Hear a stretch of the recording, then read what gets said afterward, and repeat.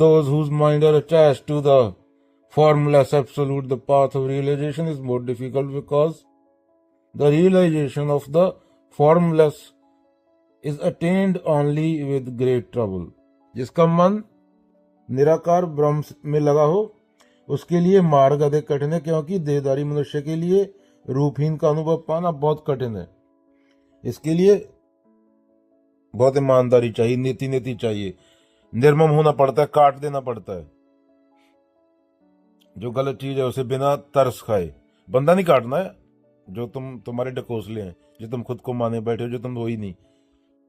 तो कृष्ण क्या कह रहे हैं? दो मार्गों साकार और निराकार की तुलना कर रहे हैं। वे ना तो किसी मार्ग को गलत कह रहे हैं ना श्रेष्ठ। कहते हैं निराकार उपासना कठिन है क्योंकि मन रूप में जीता है। तो रूपों को, कर्मों, कांडों को, इनको सबको त्यागने को कह रहे हैं। मान लो एक बच्चा है, अपने गुरु से प्रेम करता है, अगर गुरु सामने हो तो गले लगाता है, देखता है, बातें करता है, पर अगर गुरु दूर हो तो केवल याद। तो प्रेम बना रहता है लेकिन उसे महसूस करना कठिन हो जाता है। ऐसे ही सत्य जो है, भगवान है, आत्मा है, उसको निराकार बोल रहे, रूपहीन, उनसे प्रेम करना, उन्हें अनुभव करना, उनके बिना किसी आकृति के मन के लिए बहुत कठिन है। अनुभव लेना बिना किसी आकृति के वो बहुत कठिन है। उसके लिए बहुत ईमानदारी से जो गलत है उसको गलत कहना होता है और काटना होता है। जो तुम पकड़े बैठे हो छोड़ना होता है उसको। सारी प्रथाएं, सब कुछ जो मन से न उतरे माया कहिए सोए।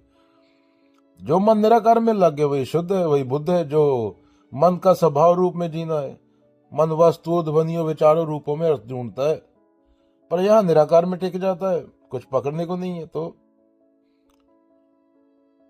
यह कठिन इसलिए नहीं कि भगवान दूर है, बल्कि इसलिए है कि मन को खोना पड़ता है। मन जो तुम माने बैठे हो, जो है ही नहीं, जिसकी कोई सत्ता ही नहीं, इंडिपेंडेंट। और मन खोने से डरता है क्योंकि मन किसी चीज को पकड़ के रखता है हमेशा। अगर नहीं पकड़ेगा तो खत्म हो जाएगा। जब तक तुम खुद को शरीर, विचार मानते हो, तुम्हें निराकार सत्य तक पहुंचना कठिन लगेगा, क्योंकि निराकार को पाने का अर्थ है मैं को मिटा देना।